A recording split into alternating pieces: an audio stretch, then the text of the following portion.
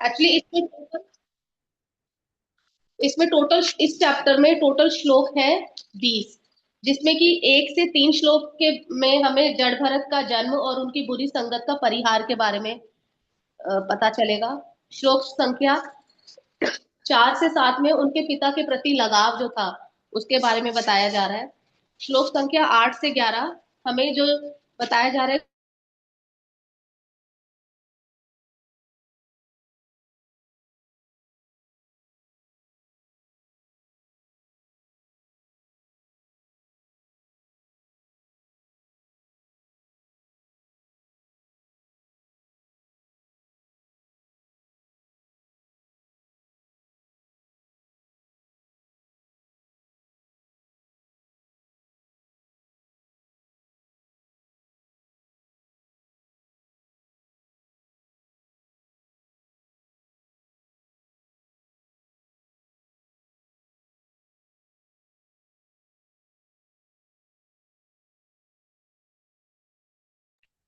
माता जी आपकी आवाज नहीं आ रही है।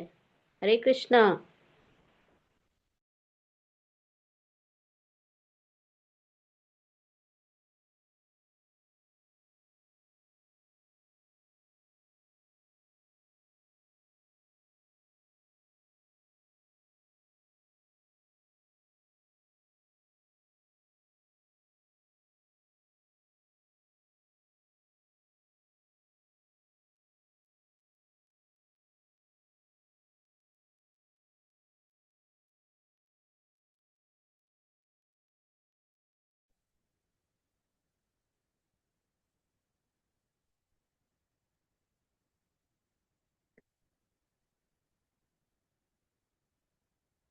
माता जी आवाज नहीं आ रही है। प्रभु जी वो लीव कर गई है, नेटवर्क प्रॉब्लम। ओके।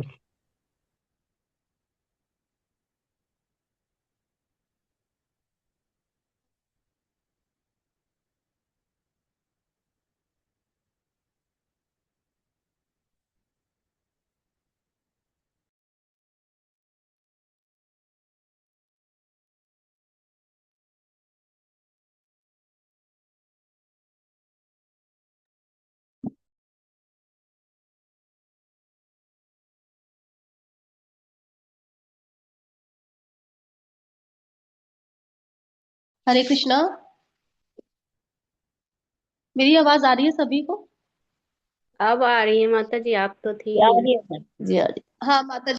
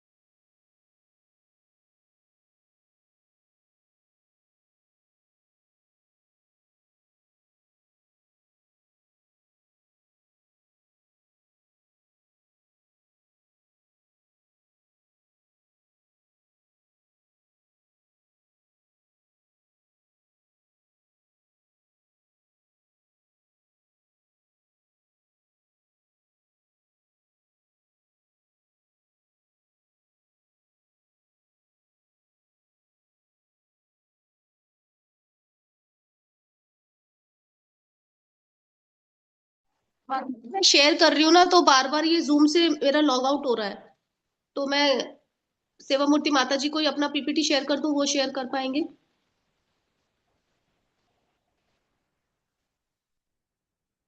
हरे कृष्णा। हरे हमें कृष्णा बता रहे माता हो। जी, एक सेकंड माता जी।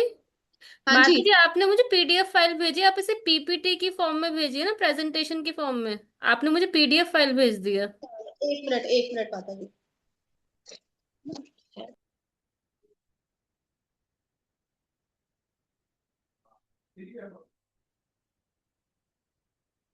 नहीं, आपके बारे में तो नहीं करेंगे, एक बार क्या बात है, मुझे ये कर देंगे।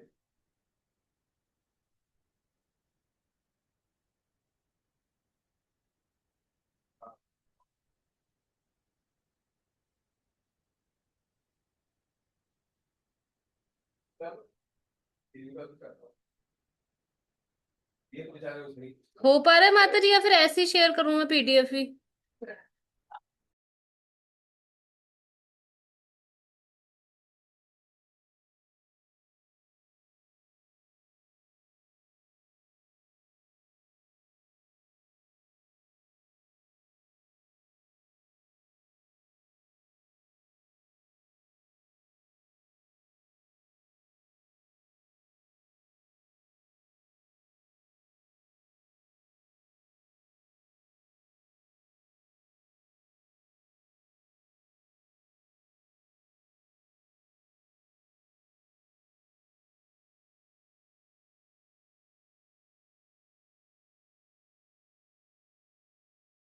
हरे कृष्णा माता जी, फिर ऐसे ही कर लीजिए माता जी, अगर नहीं हो पा रहा आपसे तो मैंने पीडीएफ ही शेयर कर दिया है।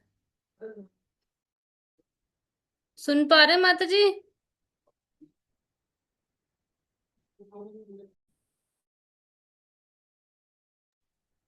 आ रही है आपकी आवाज माता जी, आ रही अच्छा माता जी, स्क्रीन दिख रही है मेरी ये? है। जी माता जी दिख रही।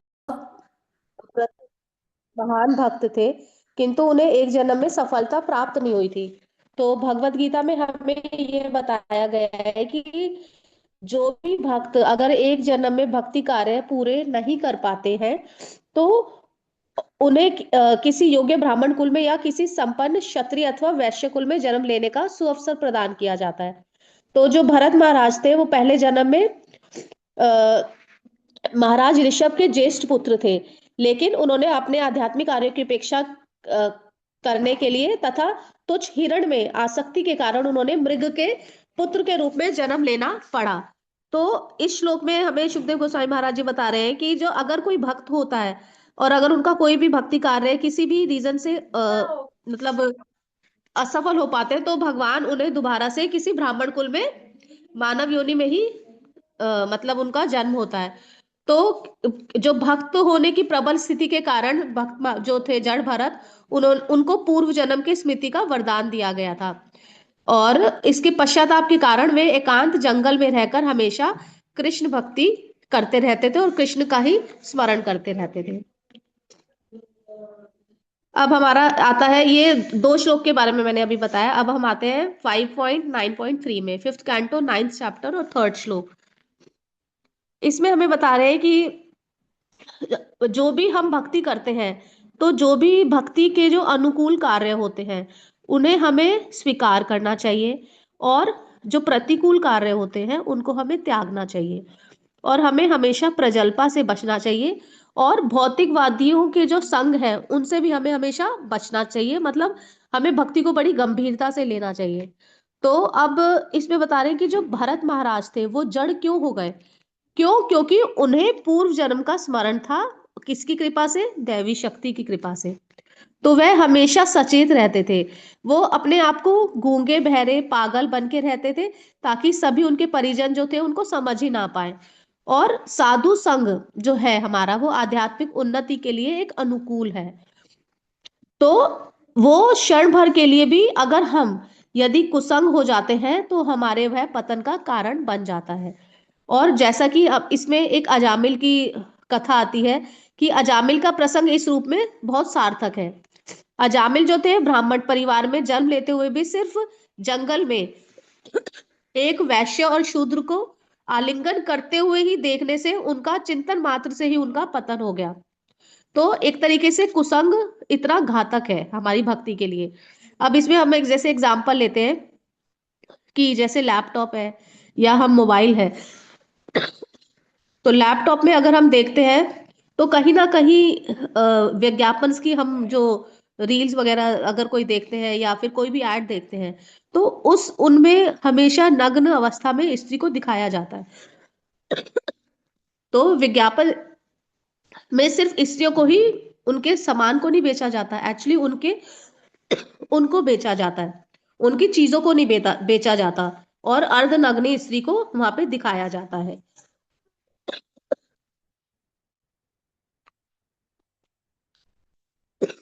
तो हमें हमेशा पग पर ऐसी जो गंदी चीजें होती हैं उनको अनदेखा करना चाहिए।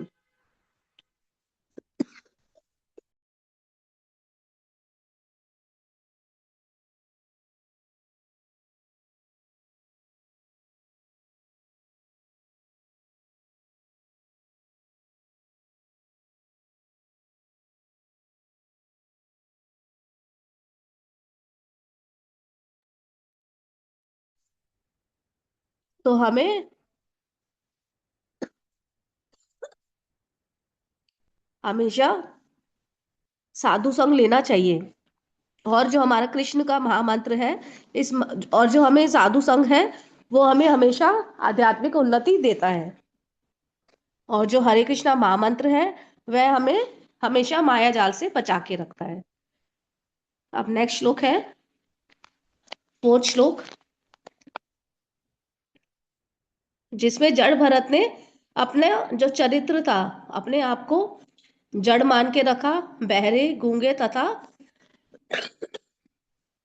अंधा जैसे बनाया हुआ था।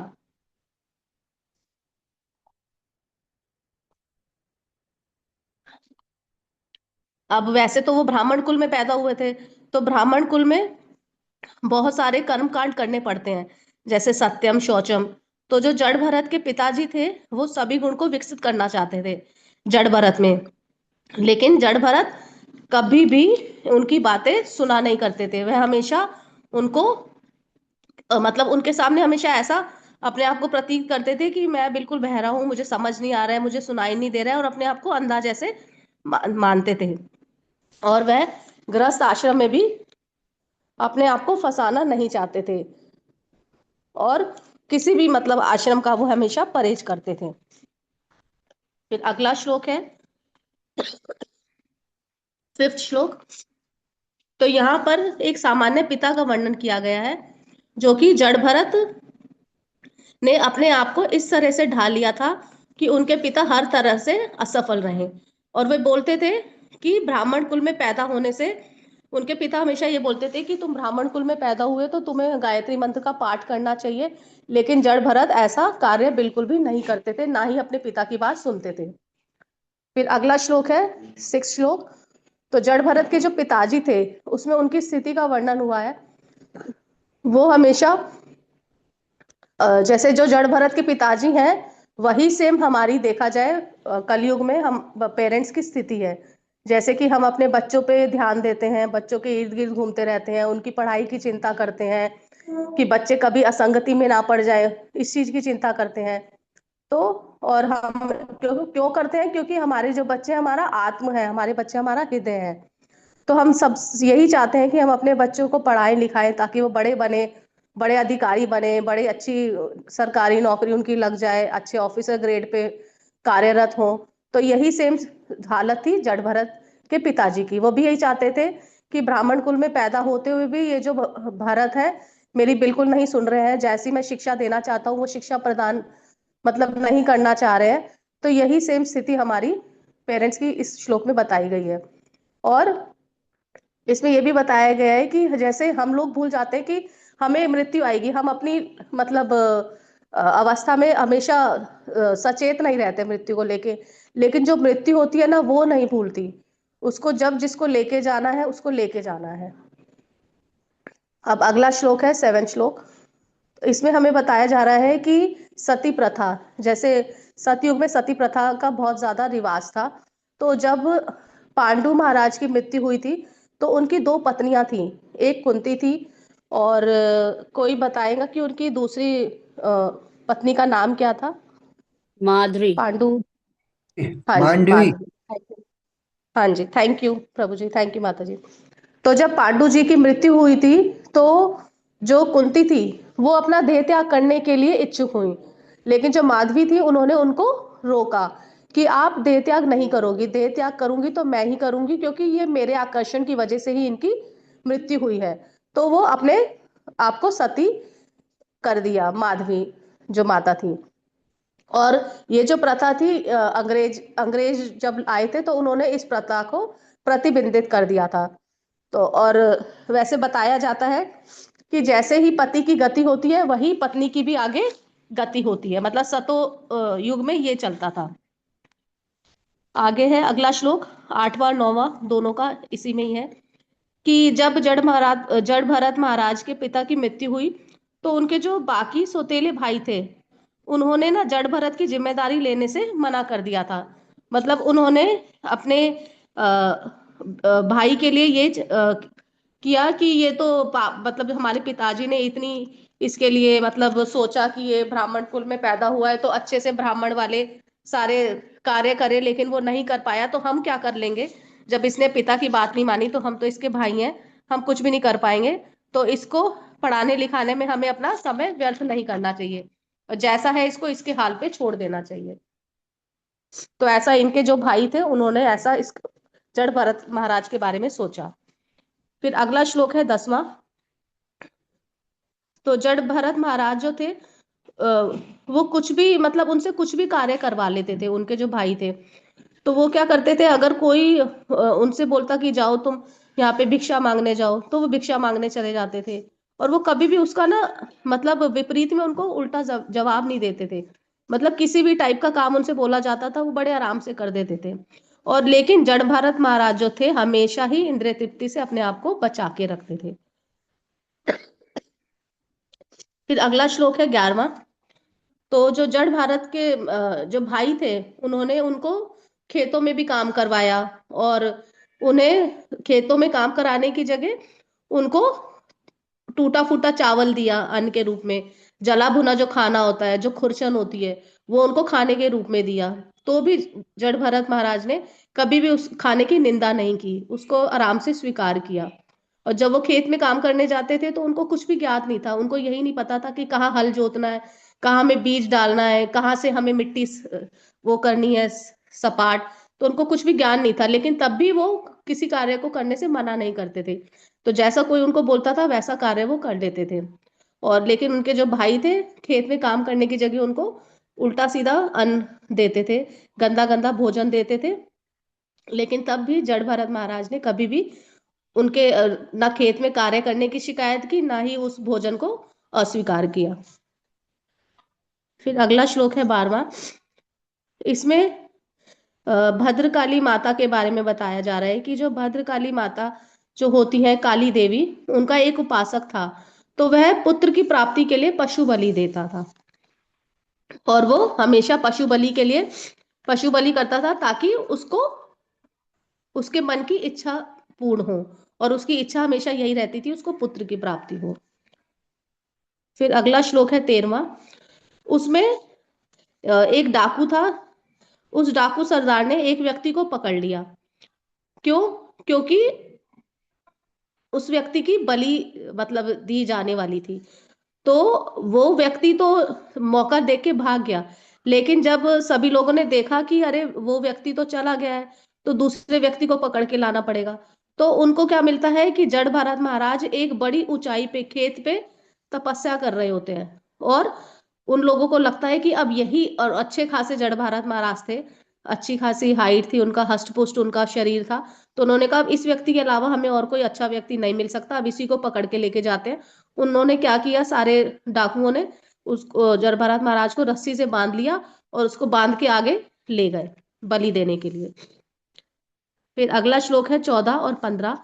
उसमें ये बताया जा रहा है कि जब जड़ भरत महाराज को लेके गए और सभी के सामने उनको बिठाया गया तो उनको खूब अच्छे से नहलाया, उनको स्नान कराया, अच्छे से वस्त्र आभूषण से उनको सजाया गया, और उनको खूब अच्छे अच्छे नए वस्त्र पहनाए, चंदन का हार पहनाया गया, चंदन के लेप से उनका पूरा शरीर सजाया, उनको बहुत स्वादिष्ट भोजन खिलाए गए।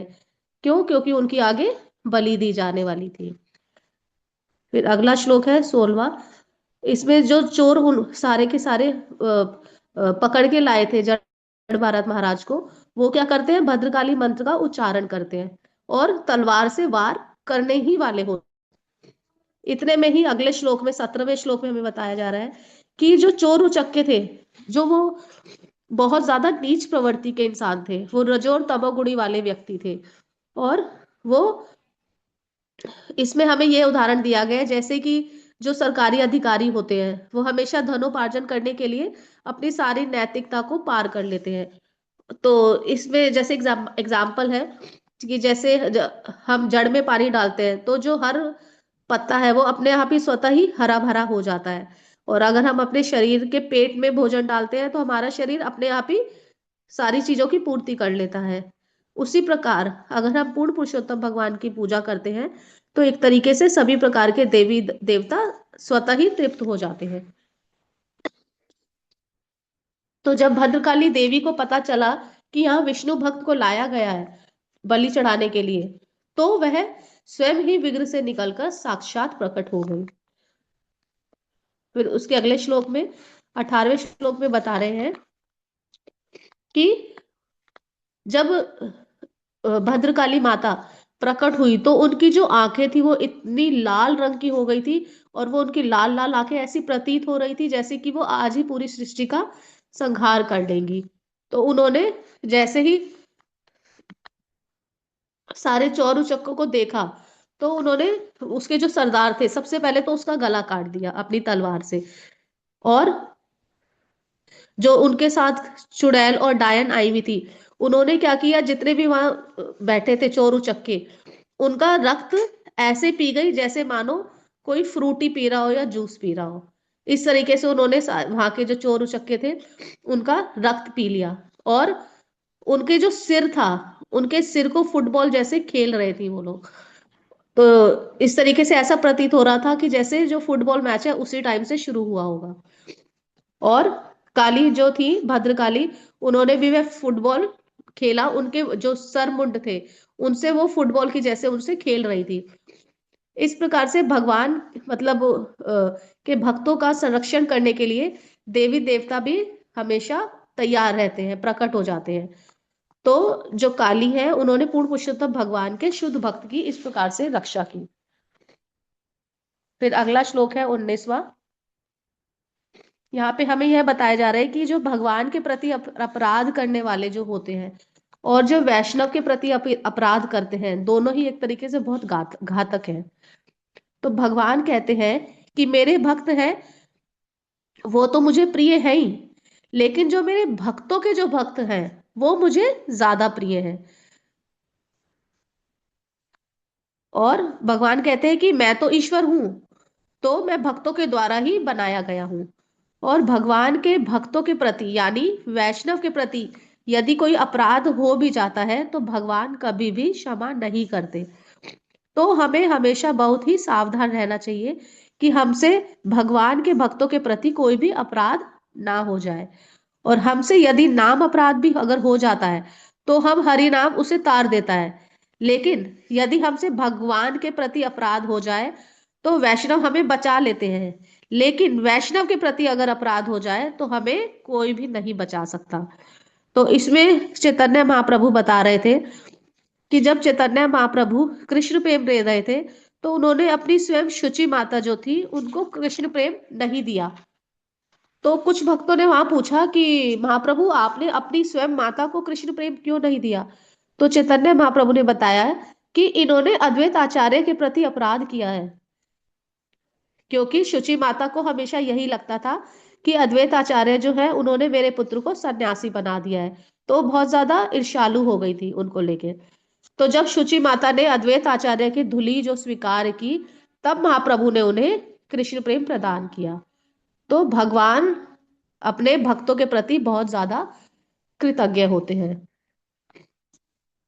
फिर 20वां श्लोक है कि ऐसी स्थिति आने पर जड़ भरत ने बिल्कुल भी प्रतिवाद नहीं किया। क्यों नहीं किया? क्योंकि वे हमेशा पूर्ण रूप से भगवान पर ही आश्रित थे। उनको पता था कि आज मेरी मृत्यु होने वाली है, आज बलि दिए जाने वाली है, इसलिए उनको सजाया जा रहा है। लेकिन वो बिल्कुल ना किसी भी चीज से आसक्ति नहीं रखते थे, वो हमेशा ही कृष्ण स्मरण में रहते थे। इसलिए उनको मतलब भय ही नहीं हुआ कि मेरी मृत्यु हो रही है, वो हमेशा कृष्ण चिंतन में रहते थे। और इस तरीके से उनका एक भी बाल बांका नहीं हुआ। तो इसी प्रकार इस सुंदर अध्याय का यहाँ पर भक्ति वेदांत तात्पर्य पूर्ण होता है। हरे कृष्णा। और मुझसे बहुत हरि त्रुटि हुई है बोल। आज, हरि बोल। बार बार ये लॉक हरि होता गया है, बोल। तो उसके लिए मैं क्षमा हरि चाहती बोल। हूँ। हरि बाकी बोल। मुझे क्षमा कीजिएगा, त्रुटि हुई है मुझसे काफी आज। Hari thank you. बोल। हरे कृष्ण। नमो हरे कृष्ण। भगवते वासुदेवाय। ओम नमो भगवते वासुदेवाय। ओम नमो भगवते वासुदेवाय।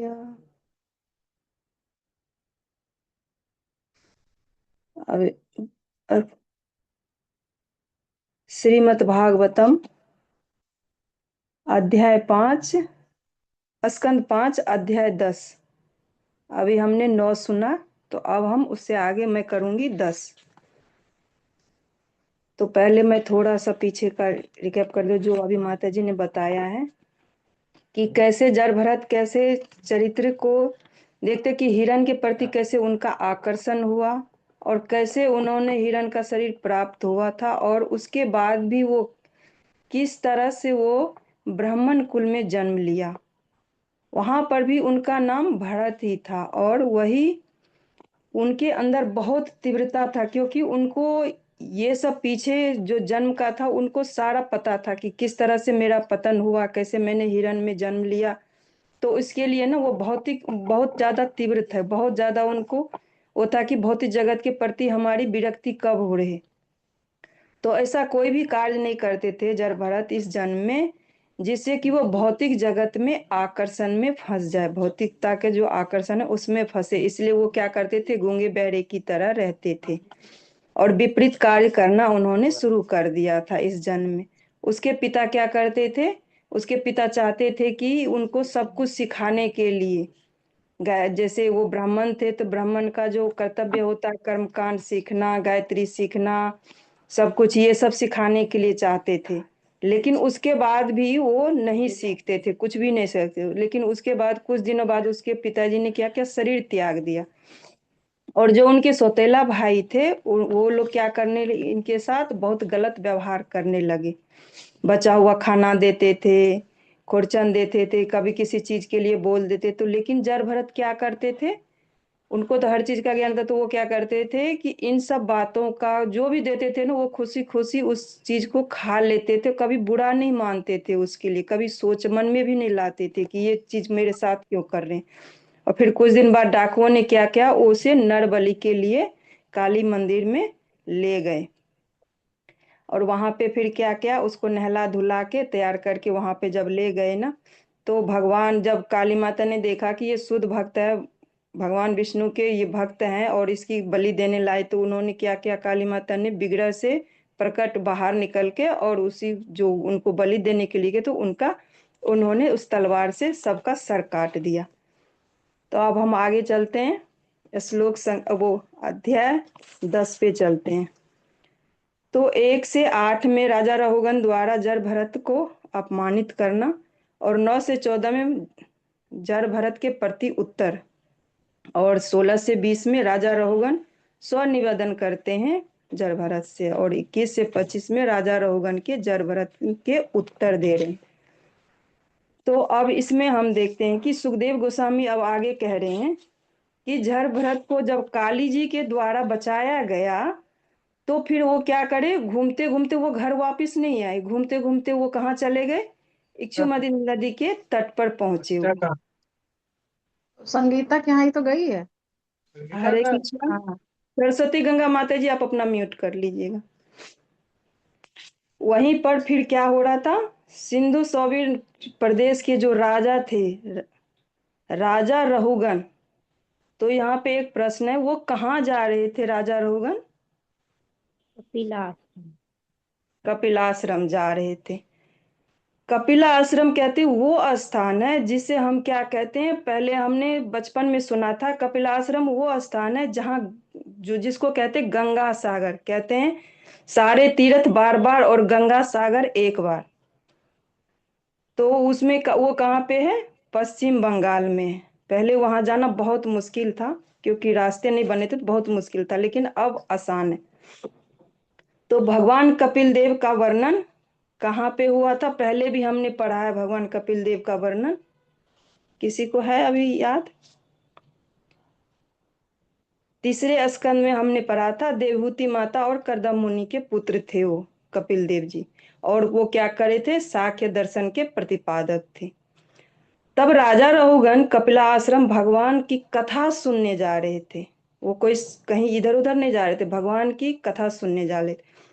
पहले के लोग क्या करते थे? गाड़ी या ये सब नहीं चलता था। पहले के लोग कैसे जाते थे? पालकी से जाते थे।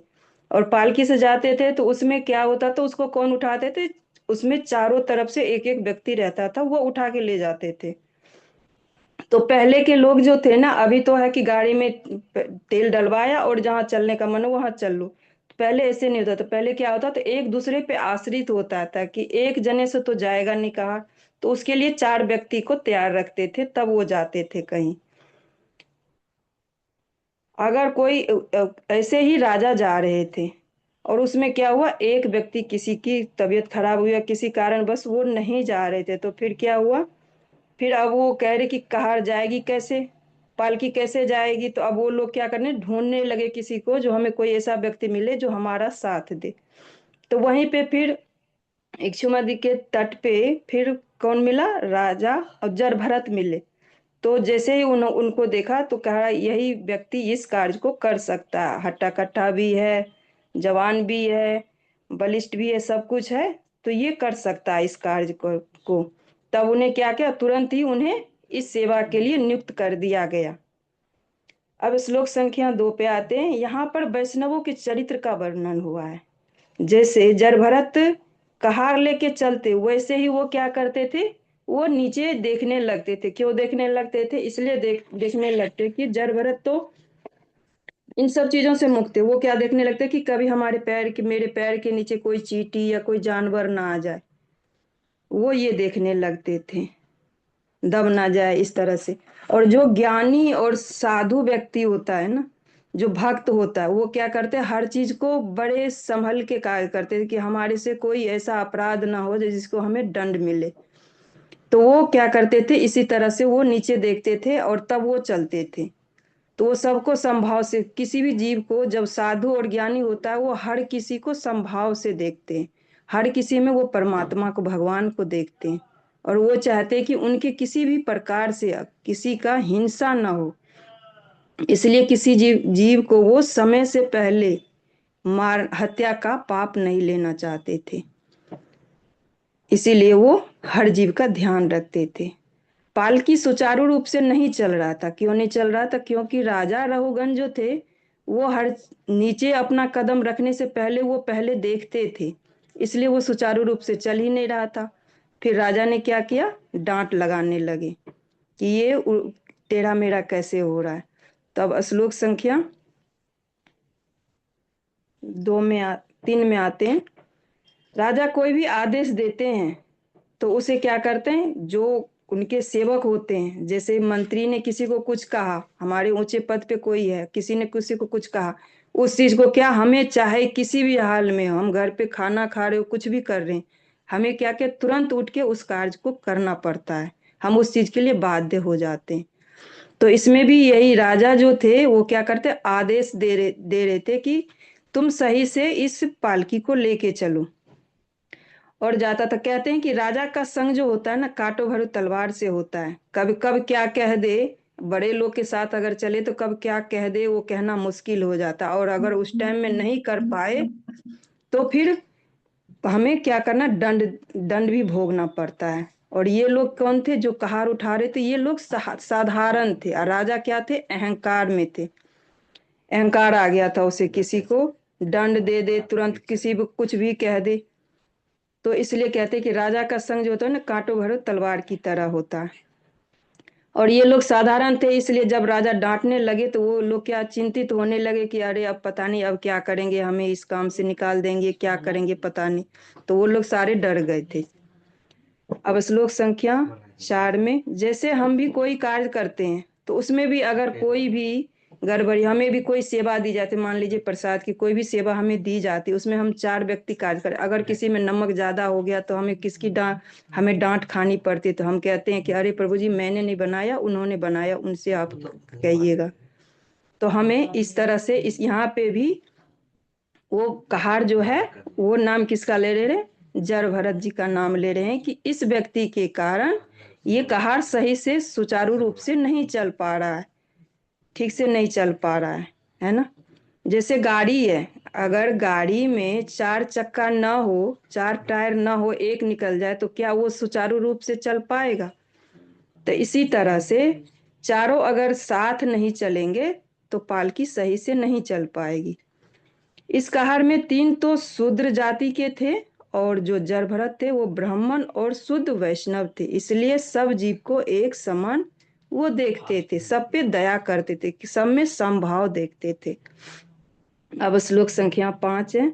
राजा अहंकार के कारण क्या थे, वो सतोगुणी था, क्योंकि उसे क्रोध बहुत जल्दी आ जा रहा था। सतोगुणी होता है सब कुछ, वो उनको क्या चाहिए, सतोगुणी जो होता है वो चाहते कि तुरंत जो भी कहा हमने, जो भी किया उसे हमें तुरंत चाहिए। लेकिन राजा ये भी समझ रहे थे कि अगर चारों साथ नहीं चलेगा तो कहा ठीक से नहीं चल पाएगी, लेकिन फिर भी क्या कर रहे थे, वो क्रोध कर रहे थे, अहंकार बस कर रहे थे, सतोगुणी थे, इसलिए वो जानते हुए उस चीज को नहीं कर रहे थे, अपने पोस्ट का रौब दिखा रहे थे, है ना, इसलिए वो क्या कर रहे थे, क्रोधित हो रहे थे।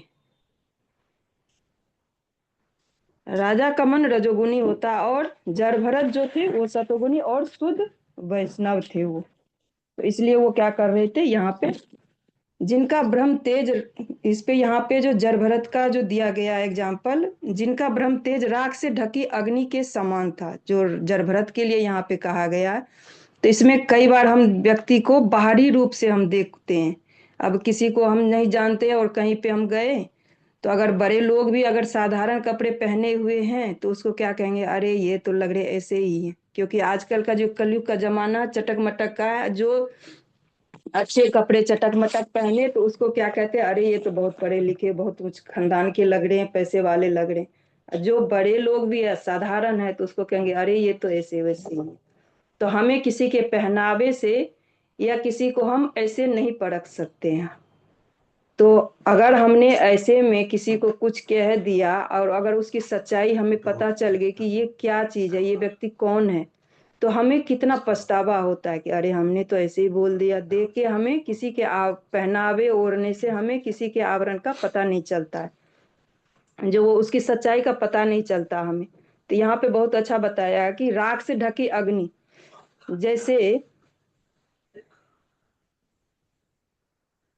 जैसे कभी कभी हम क्या देखते हैं, कहीं पे अलाप लगाते हैं ना तो वहां पे लगता है कि अरे ये तो आग बुझ गई है, इसमें कुछ आग है ही नहीं, राख राख ही दिख रही है। लेकिन जब हवा का एक झोंका आता है उसमें आप फूंक मारिए तो देखिए अग्नि क्या होते है, अंदर से फिर से प्रज्वलित हो जाती है। तो वैसे ही यहाँ पे जड़भरत को सामान्य व्यक्ति की तरह पालकी ढो रहे थे।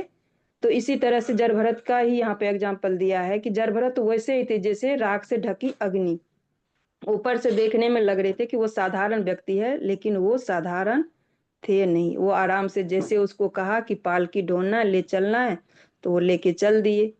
जड़भरत को साधारण व्यक्ति नहीं थे। अब श्लोक संख्या 6 है। राजा को पता चला कि एक व्यक्ति की वजह से पालकी ठीक से नहीं चल पा रहा है, तब भी राजा उसको क्या क्रोध भी करा, फिर ताने भी मारने लगे उनको, बहुत सारे ऐसे शब्द बोले जो क्या कि तुम मोटा हो, तुम ऐसे हो, तुम हट्टा कट्ठा हो, तब भी तुम थक गए हो, इतनी लंबी दूरी करके आए हो, मतलब इतने बहुत सारे उनको ताना मारने लगे राजा हरे रघुगण। कृष्णा माता जी, स्लाइड चेंज करा दीजिए।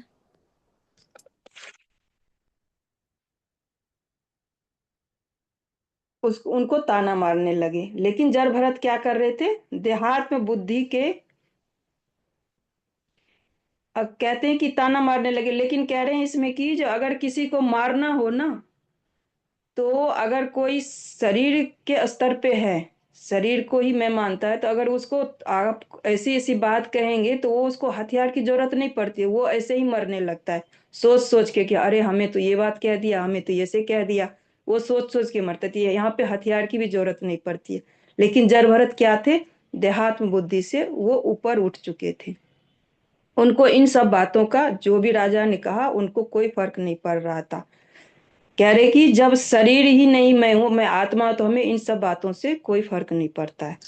अब श्लोक संख्या 7 है। अब तक राजा क्या करते, कहारों पर क्रोधित हो रहे थे। जो कहार सही से नहीं पालकी नहीं ले जा रहे थे तो उनपे क्रोधित हुआ और इतने अपशब्द भी बोले। अब उसे दंड देने के लिए डरा रहे थे जड़भरत को।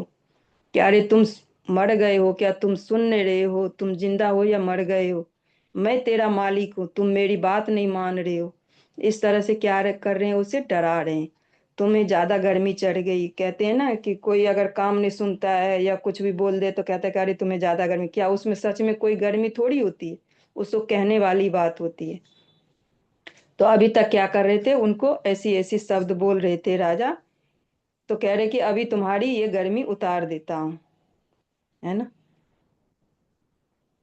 फिर से तब इस प्रकार राजा राजा से फिर से राजा रहुगण जड़भरत को चेतावनी देने लगी कि तुम्हें डर नहीं लगता, तुम मर गए हो। इस तरह से उनको चेतावनी कि तुम्हारी गर्मी अभी उतार देता हूँ, है ना। उन्हें डराने लगे। अब श्लोक संख्या 8 है। राजा रहुगण अपने आप को सबका मालिक समझने लगे थे। राजा थे तो वो सही बात था कि सबका ही मालिक था। वो राजा बनते हैं तो वो सबका, जो जितने भी नागरिक होते सबके ही मालिक होते हैं। तो लेकिन वो क्या कर रहे थे, देहात्म बुद्धि से ग्रस्त थे। जो देहात्म बुद्धि में आ जाता है उसको क्या आता, काम क्रोध लोभ मोह पुष्ट का रौब दिखाता है, ये सब आने लगता है उसमें। तो राजा में भी यही सब आने लगा था। वो क्या करते हैं, ये सब जब जब काम क्रोध लोभ मोह आता है तो क्या करते हैं, हमें भक्ति, जबकि राजा रहुगण भी कहाँ जा रहे थे, कपिलाश्रम कहाँ जा रहे थे, कथा सुनने के लिए भगवान का, वो भी एक भक्ति थे। लेकिन इस काम क्रोध के अपने रौब के उसमें आके उन्होंने क्या किया, इस तरह से काम क्रोध लोभ में फंस के वो करने लगा। तो वो क्या करता है, ये सब हमें क्या करता है, ये भक्ति से हमें बहुत दूर ले जाता है। हम बहुत दूर हो जाते हैं भक्ति करने से। और अहंकार के कारण लोगों को हम क्या करते हैं, भला बुरा कहने लगते हैं। उसमें फिर हम ये नहीं देखते कि ये कौन है नहीं है, सबको कुछ जो मन में आया अपने पोस्ट के रूप पे तो सुनाने लगते। राजा ने भी जड़भरत को अपमानित किया। वो कोई साधारण व्यक्ति नहीं थे, वो स्वरूप सिद्ध व्यक्ति थे। वो समझ गए थे कि पूर्ण पुरुषोत्तम कृष्ण ही, जो जड़भरत थे वो ये समझ गए थे कि पूर्ण पुरुषोत्तम कृष्ण ही है, उस कृष्ण ही है, उसका हमें क्या करना चाहिए, सेवा करना चाहिए। मेरा यही कर्तव्य है। एक मनुष्य क्या क्या कर्तव्य है, एक भक्त का यही कर्तव्य होता है कि हमें भगवान की सेवा करनी चाहिए। भौतिक चीज हमें नहीं चाहिए, ना हमें भौतिक चीज में फंसना है। कहते हैं ना सभी भक्ति कर रहे हैं, जो जैसा भी कर रहे हैं, लेकिन फिर भी इतना तो ज्ञान है कि हमें किस चीज पे ज्यादा करना चाहिए, किसकी सेवा से हमें कहाँ मुक्ति मिलेगी, कहाँ हम भगवत धाम जाएंगे। तो ऐसे ही जड़भरत जो थे उनको पता था कि भगवान की सेवा करना ही हमारा परम कर्तव्य है, यही हमारे जीवन का परम लक्ष्य है। इसलिए जड़भरत को संसार की कोई भी बात थी ना तो उन्हें विचलित नहीं कर रही थी। इतना भी राजा ने कहा तो उसे वो विचलित नहीं थे। लेकिन राजा क्या कर रहे थे, एक वैष्णव के प्रति अपराध कर रहे थे। श्लोक संख्या 9। यहाँ पर शरीर और आत्मा का अंतर बताया है। एक साधारण व्यक्ति की सोच और महाभागवत की सोच में यही अंतर है जो हमने अभी ऊपर देखा, राजा रहुगण और जड़भरत के। राजा रहुगण ने जड़भरत को शरीर के स्तर पर क्या कर रहे थे, डांट लगा रहे थे, ताना मार रहे थे, इतनी सारी अपशब्द सुना रहे थे। लेकिन जड़भरत ने क्या किया, उनको कहाँ लेके गए, कृष्ण चेतना से उनको जोड़ दिया। समान व्यक्ति क्या करते हैं, शरीर के स्तर पर अगर किसी ने कुछ कहा तो हमें बुरा लग गया, अब दिमाग में वो चलता रहता है, हम बुरा मानते हैं, फिर हमें गुस्सा आता है। लेकिन जड़भरत को इन सब बातों का कोई भी बुरा नहीं। राजा ने जब कहा कि ये कौन ढो रहा है, जड़भरत से राजा रहुगण ने कहा कि ये पालकी कौन ढो रहा है। जब उन्होंने कहा कि मैं शरीर नहीं आत्मा, तो कहा कि तो जड़भरत ने कहा वो शरीर से अलग है और वो आत्मा है। वो कौन ढो रहा? वो शरीर ढो रहा, पालकी आत्मा नहीं ढो रही है। आत्मा कभी पालकी नहीं ढो सकती है। तो वो कौन ढो रहा है? शरीर ढो रहा है। तो क्या आत्मा को परिश्रम नहीं करनी पड़ रही है? नहीं, वो तो शरीर की उपाधि है। मोटा पतला जो भी आपने कहा ना, ये तो शरीर की। आप जो इसका कह रहे कि मैं तुम्हारा गर्मी उतार दे, आप तुम्हारा मैं चिकित्सा कर दूं, तो ये किसकी? ये शरीर की उपाधि है। ये सब शरीर के लिए, आत्मा के लिए नहीं है। यहाँ पर जड़भरत राजा को देहात्म बुद्धि से क्या करना चाह रहे थे? ऊपर उठाने के लिए आत्मा का ज्ञान देना चाह रहे थे। आत्मा और गीता का ज्ञान दे रहे थे वो उनको इस तरह से। और जैसे भगवत गीता में अर्जुन को भी भगवान ने किस तरह से ज्ञान दिया था, उसी तरह से अब राजा रोगन जड़भरत राजा रोगन को ज्ञान दे रहे हैं।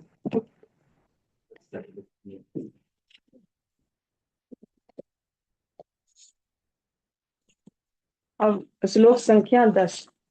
किस किस तरह से सारी उपाधि दी, मोटा पतला सब कुछ उसको दिया है ना। मानसिक कष्ट, भूख प्यास, भय, ये कला, सुख, बुढ़ापा, क्रोध, ये सब क्या है? ये शरीर का ये सारा संबंध है। ये 5 महाभूत है। जैसे एक व्यक्ति गाड़ी चलाता है, लेकिन गाड़ी जो होता है,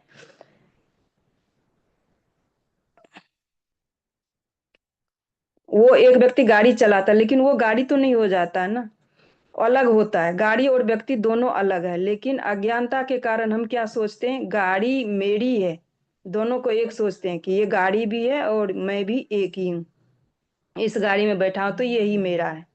तो इसी तरह से शरीर और आत्मा को क्या करते हैं? जब शरीर में आता है ना, सोचते हैं कि ये आत्मा भी मेरी है। यही बंधन का जो सबसे बड़ा कारण है। वो क्या करते हैं? हमें आध्यात्मिक भक्ति नहीं करने देते हैं, भगवत धाम नहीं जाने देते हैं, भगवान के शरणागत नहीं होने देते। यही बंधन का कारण होता है। सही चीजों का हमें समझ भी नहीं आने देता है। कुछ भी हम समझना चाहते हैं कि भौतिक संसार कैसा है, तो उसको समझने के लिए हम इतना प्रचार कर रहे हैं, हर चीज कर रहे हैं। लेकिन देखिए लोग क्या करते हैं, इस चीज को उस टाइम तो सुन लेंगे, समझ लेंगे, फिर क्या करते हैं? इस चीज को छोड़ देते हैं, भूल देते हैं। अरे कौन जा रहा है? तो ये हमारा क्या करते हैं, जब शरीर को हम मानने लगते कि मैं ही हूं, तो तब ये सब चीज हम नहीं समझ पाते। श्लोक संख्या 11 है। यहाँ पर कर्म का सिद्धांत बता रहे हैं। पहले राजा ने कहा था मैं आपका स्वामी हूँ। जड़भरत से कहा था कि मैं आपका स्वामी, तुम मेरी बात कैसे नहीं सुनोगे। अब यहाँ पर क्या करें? कर्म का सिद्धांत बताते हुए कह रहे हैं,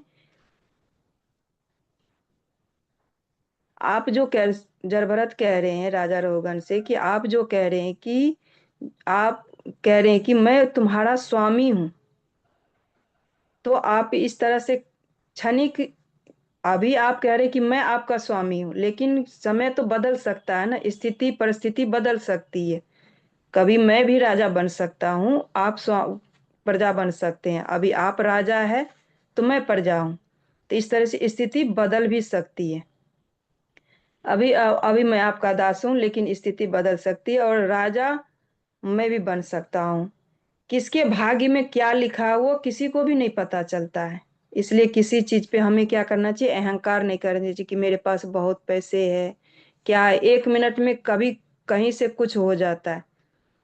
अभी कोरोना जो पीछे आया था, तो उसमें किसी को पता था कि कितने बड़े बड़े पैसे वाले लोग थे, उसको भी, उसके घर में भी डेथ हो जा रही थी। किस लिए हो रही थी? पैसा होते हुए भी वो कुछ नहीं कर पा रहे थे। तो किसी चीज का हमें अहंकार नहीं करनी चाहिए, चाहे पद का हो, चाहे पैसे का हो, घर का हो, परिवार को, किसी चीज का अहंकार नहीं चाहिए। किसी को बड़ी बड़ी बोल नहीं बोलनी चाहिए कि मैं तो ऐसा हूं और तुम ऐसे हो। अब श्लोक संख्या 12 है। अब जरबर बहुत अच्छे तरीके से क्या कर रहे हैं? राजा को समझा रहे हैं। कह रहे हैं कि यहाँ पर जो भी है ना, कोई स्वामी नहीं है, सब दास है।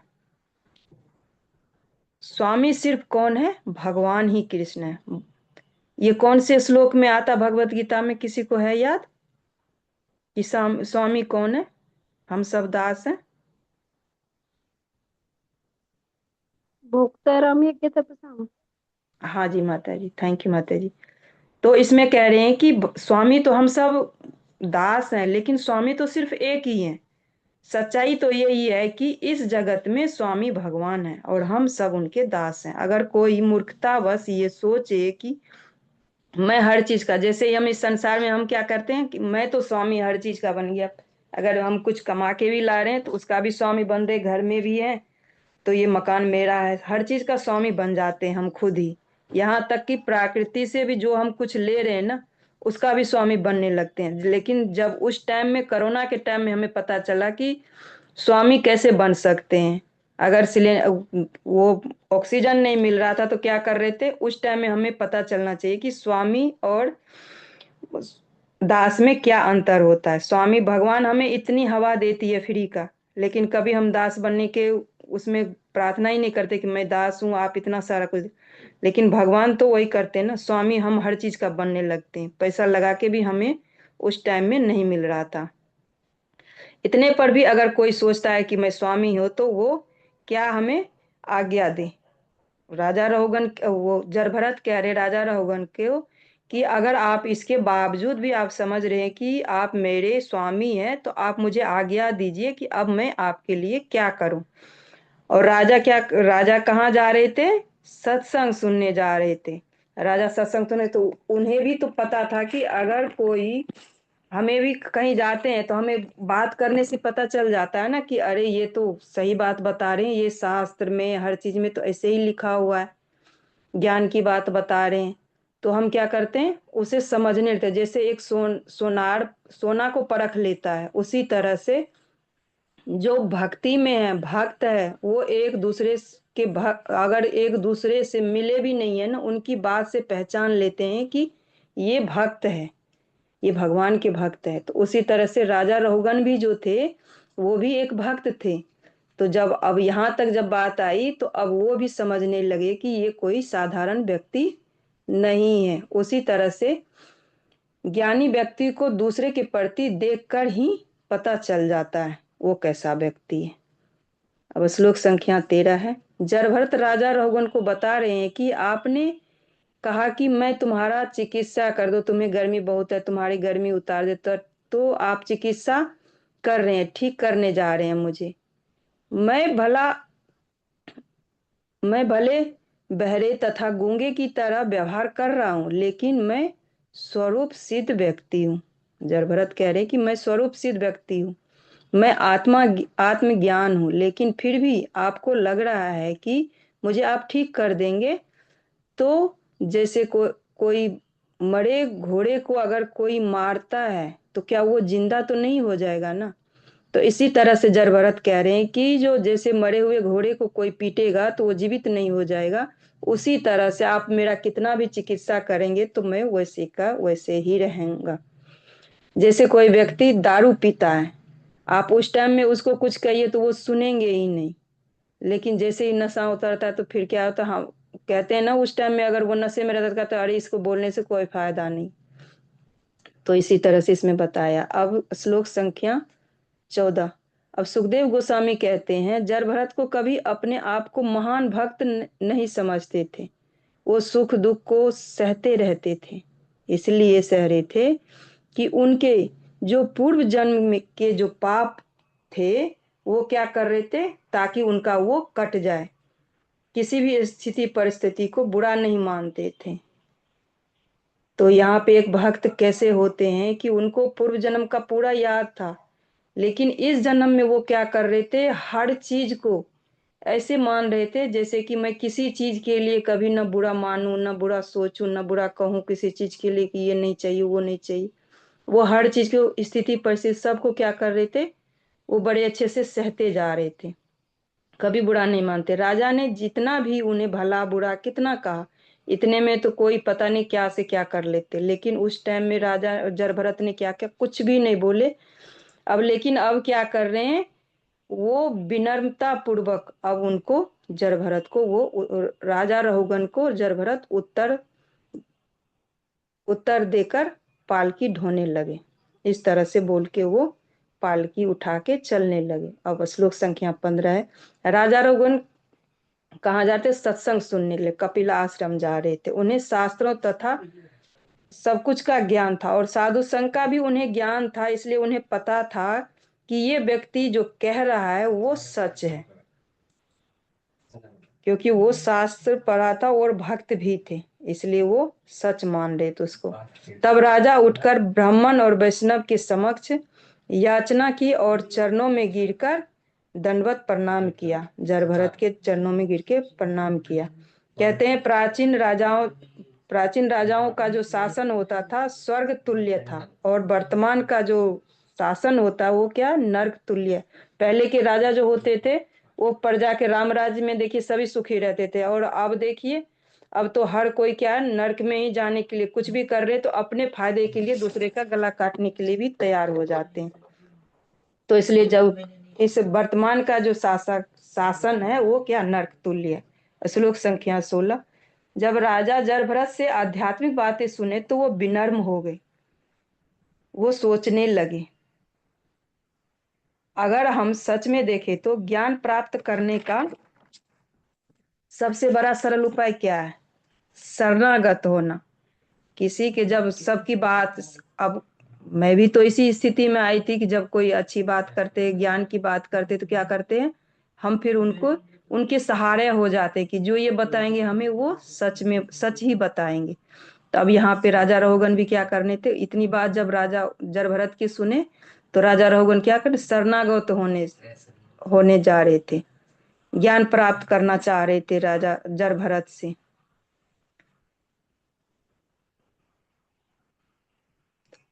तो हमें कहाँ जाना चाहिए? तत्वदर्शी गुरु के पास जाना चाहिए। हमें अपने ज्ञान के लिए तत्वदर्शी गुरु के पास जाना चाहिए, विनय पूर्वक ज्ञान प्राप्त करना चाहिए। हमें उस टाइम में कोई छल कपट ना हो, कुछ भी ना हो मन में, तब हम उस ज्ञान को अच्छे से ग्रहण कर पाते हैं। और राजा रहुगन जरभरत के चरणों में गिर पड़े और विनम्रता पूर्वक ज्ञान प्राप्त करने की इच्छुक हो गए।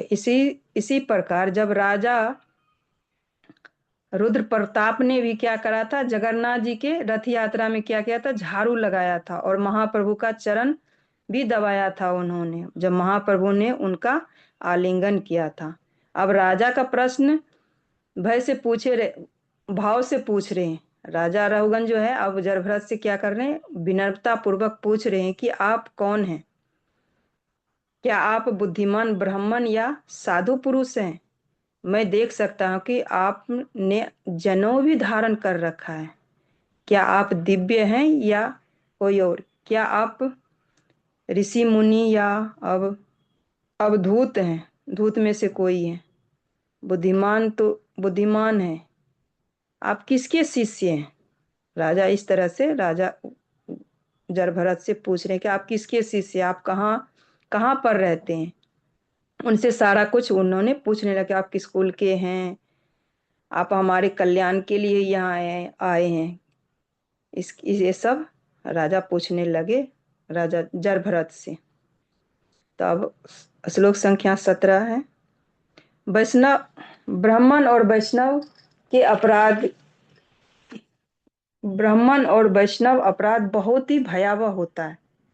इसे हमें क्या करना चाहिए? बचना चाहिए। जैसे हम भी अपने क्लास में सुनते हैं, हमें भी बताया जाता कि वैष्णव अपराध जो होता है ना, वो कहते हैं अगर हम मन में भी सोच रहे हैं ना, जरा सा भी हमने सोचा तो हम भक्ति से तभी ही नीचे हो जाते हैं। तो बहुत बड़ा भयावह होता है। जैसे कि अभी माता जी ने भी पीछे बताया, जब चैतन्य महाप्रभु प्रयाग में थे तो शील रूप गोस्वामी की शिक्षा दे रहे थे जब, तो उन्होंने वैष्णव अपराध की गंभीरता को बताया था। उसकी तुलना किससे की गई थी? मत हाथी से, पागल हाथी से की गई थी। अगर किसी बहुत सुंदर बागान है, उसमें अगर पागल हाथी को आप घुसा दीजिए तो वो क्या करेंगे? हर चीज को नष्ट कर देता है, कुछ भी नहीं। तो इसी प्रकार अगर कोई वैष्णव अपराध करता है तो वो क्या करते? वो जो आध्यात्मिकता में वो उन्नति पाना चाहता है, उसे क्या करता? वो सारी संपत्ति उसकी नष्ट हो जाती है। तो भगवान का प्रणाम मंत्र क्या है? हम कैसे भगवान को प्रणाम करते हैं?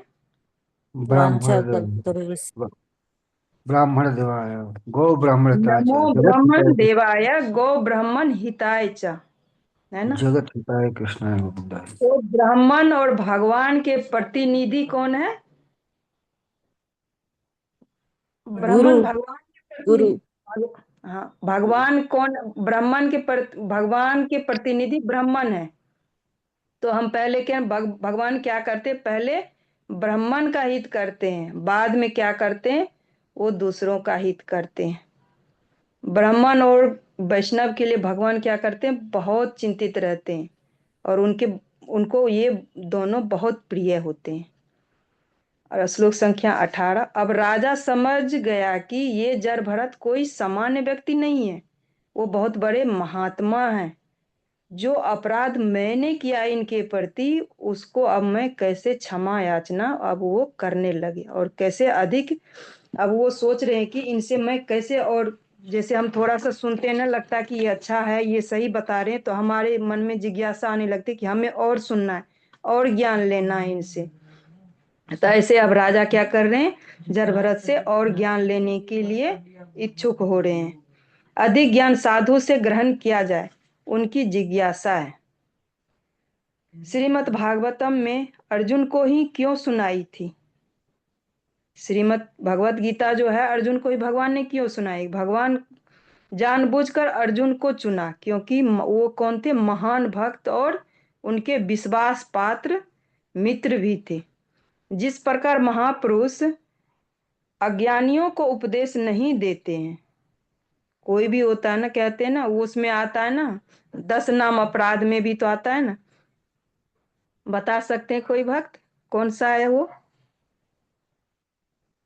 अज्ञानियों को उपदेश देना। 9वां श्रद्धालु को कृष्ण नाम का उपदेश देना। इष्ट है। हाँ, तो इसलिए कहते हैं जो ज्ञानी और महात्मा होते हैं ना, वो सबको उपदेश नहीं देते। जो जिज्ञासु होते हैं ना, उन्हीं को वो उपदेश देते हैं। वो ज्ञानियों को नहीं देते हैं, अज्ञानियों को वो उपदेश नहीं देते। लेकिन चैतन्य महाप्रभु ने क्या किया? कलयुग में पतित जीवों के लिए सुलभ और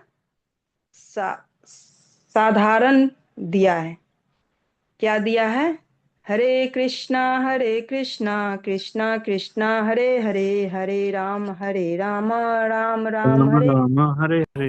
हरे। तो हमारे लिए कि चैतन्य महाप्रभु ने कितना सुलभ और आसान चीज दिया है कि आप कभी भी कैसे भी किसी भी स्थिति में करते रहिए, बस उसी से हमारा पार लग जाएगा।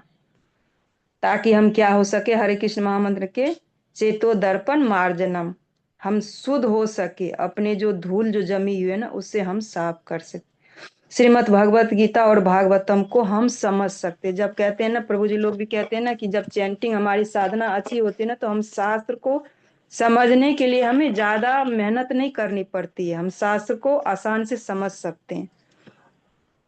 तो इसलिए कहा जाता है। अब श्लोक संख्या 19। अब यहाँ पर राजा जरभरत का शिष्य होना क्या कर रहे हैं? स्वीकार करें। कैसे कर रहे हैं? विनम्र भाव से, विनम्र हो गए अब कि अब हम इनका ज्ञान स्वीकार करेंगे। शिष्य हो गए। अब जैसे भगवान ने भगवत गीता में अर्जुन को तब तक ज्ञान नहीं दिया था जब तक उन्होंने क्या किया था? अपने आप को शिष्य रूप में स्वीकार नहीं किया था, शरणागत नहीं होते भगवान को, तब तक नहीं दिया था। यहाँ पर राजा रहुगण का शिष्य बनना अब राजा रहुगण अब जरभरत के शिष्य बनना स्वीकार करते हैं। अब भगवत गीता का ही एक श्लोक है जिसमें ये दिया हुआ इस उसके बारे में कि कैसे अर्जुन शरणागत हुए थे भगवान के। शिष्य नहीं, शिष्य बने, हाँ उसी में है, लेकिन नीचे का श्लोक है ये, शिष्यस्ते मां धाम, शिष्यस्ते साधिमा तप प्रपन्नम। अब शिष्य बन गए राजा रहुगण किसके? जरभरत के, और अपना गुरु मान लिया उनको। और यदि कोई ब्रह्म जिज्ञासा आत्म तत्व जानने का इच्छुक हो तो उसे जरभरत जैसे गुरु के पास ही जाना चाहिए। तो हमें भी ऐसे ही गुरु के शरणागत होने चाहिए, जो हमें क्या करे? तत्वदर्शी, जो हमें ज्ञान दे। अब श्लोक संख्या 20। अब यहाँ पर राजा रहुगण जड़भरत से कह रहे हैं, आप मुझे बताएं कि मैं किस प्रकार आध्यात्मिक जीवन में प्रगति कर सकता। तो ये हमारा जनरल प्रश्न है कि हम कभी कहीं गुरु के पास जाते हैं तो हमारी ऐसी इस तरह से प्रश्न होना चाहिए, इस तरह का जिज्ञासा होना चाहिए, ब्रह्म जिज्ञासा कहते हैं इसे। जब भी किसी साधु के पास हम जाए तो इस प्रकार की जिज्ञासा हमें करनी चाहिए। राजा रहुगण जड़भरत से ज्ञान प्राप्त करना स्वीकार किया, यही उसकी सिद्धि का शुभारंभ अब यहीं से शुरू हो गया। अब 21 स्लाइड बढ़ा दीजिएगा माता जी, आगे कर दीजिए। अब 21 में कह रहे हैं, इस श्लोक संख्या 21 में, अब राजा विनीत प्रश्न पूछ रहे हैं, किससे? जड़भरत से। आपने कहा आत्मा को शरीर से कोई लेना देना नहीं है, लेकिन जब आप पालकी ढो रहे थे तो आत्मा को भी तो कष्ट हो रहा होगा, क्योंकि ये आत्मा कहाँ है? शरीर के अंदर रह रही है। तो अब श्लोक संख्या 22 यहाँ पर कहते हैं, देह और देही अलग है, लेकिन जैसे दूध और चावल को अगर आपने एक पात्र में रख के उसको क्या किया, अग्नि पे रख देते हैं तो क्या हो जाता? वो एक साथ हो जाता, गर्म हो जाता तो वो खीर बन जाता है, एक दूसरे से वो मिल जाता है। इसी तरह से सुख और दुख एक दूसरे से मिला हुआ रहता है, और आत्मा और शरीर दोनों क्या? दो को अनुभव, ऐसा राजा रघुवन कह रहे हैं, आत्मा और शरीर दोनों का अनुभव है। ऐसा राजा रघुवन प्रश्न कर रहे हैं, किससे? जड़भरत से। जैसे अब कह रहे, यहाँ पे जड़भरत कह रहे कि कोई गाड़ी है, उसका अगर कहीं पे एक्सीडेंट हो जाता है तो क्या ड्राइवर को कोई फर्क पड़ता है? नहीं पड़ता है, लेकिन उसी का जो मालिक है उसे क्या क्या अपनेपन की उसको इतना लगाव था, उसे अपना मान रहा था, उसे क्या था, इतनी आसक्ति के कारण वो क्या करते, उन्हें बहुत कष्ट होता है कि अरे गाड़ी में लग गया। इसी प्रकार से अगर आत्मा शरीर के अंदर, शरीर तथा इंद्रियों को लेना देना नहीं है, आत्मा जो शरीर में है, लेकिन उस इंद्रियों से उनको कोई लेना देना नहीं है, लेकिन अविद्या के कारण वो क्या करते हैं, अपने आप को देह से अभिन्न मानकर शरीर के हर्ष शोक से वैसा ही अनुभव करने लगता है। अब श्लोक संख्या 23 है। तो अब यहाँ पे कह रहे कि आपने कहा कि चबाए हुए के चबाना, एक व्यक्ति का नियत कर्मों को कर रहा है तो उसे क्या करते? भागवत कृपा प्राप्त होती है। अगर अच्छे कर्म करें तो हम क्या करेंगे? भक्ति करेंगे। तो इसी में परपट में श्रील रूप गोस्वामी अपने ग्रंथ में भक्ति रसामृत सिंधु में 1.2.4 में कहते हैं, जैसे भी हो मनुष्य को क्या करना चाहिए? बचपन से हो, जैसे भी हो, तभी से क्या करना? भगवान की भक्ति करनी है, कृष्ण भावना अमृत को अपनाना चाहिए, उसी में लग जाना चाहिए। नहीं तो क्या करेगी, अगर हम ये कार्य नहीं करेंगे तो हमें क्या करेगी? माया आके पकड़ लेगी और हम क्या करेंगे? माया के दास बनते रहेंगे, और ये 84 लाख जो योनियां हैं, हम ऊपर नीचे करते ही रह जाएंगे। इस चक्र में हम फंसे ही रहेंगे, कभी हम मुक्ति नहीं पा सकेंगे। अब श्लोक संख्या 24। अब यहाँ पर राजा रघुवन क्या करे? अपने कर्मों के लिए अब जड़भरत से क्षमा मांग रहे। अभी तक जो उन्होंने इतने सारे बात उनको कहा, सब कुछ, अब तो उनको ये लगने लगा कि ये तो ब्रह्मज्ञानी है, ये तो इस तरह से है, तो क्या कर रहे हैं? अब वो सबको उनके शिष्य बनना भी स्वीकार कर ले, तो अब वो क्या कर रहे हैं? उनसे क्षमा मांग रहे। अगर कोई भी व्यक्ति किसी वैष्णव के प्रति कुछ भी बोलता है, कोई भी अपराध करता है, तो क्या करना चाहिए? हमें तुरंत उससे क्षमा मांग लेनी चाहिए, ताकि क्या हो सकता है, जो हम भक्ति कर रहे हैं तो हम अच्छे से नहीं करते, जो भी हम कर रहे हैं तो वो हमारा नष्ट ना हो, उनमें हम प्रगति कर सके, हमारी वो रुके ना, आगे बढ़ना हमारा नहीं रुके, इसलिए हमें तुरंत क्षमा मांग लेनी चाहिए। अब श्लोक संख्या 25 है। अब यहाँ पर राजा रघुवन कह रहे हैं, मैंने अपमान करके अपराध किया है आपका, लेकिन मुझे पता है कि इससे आपको कोई फर्क नहीं पड़ने वाला है, जबकि मैं अपराधी हूँ।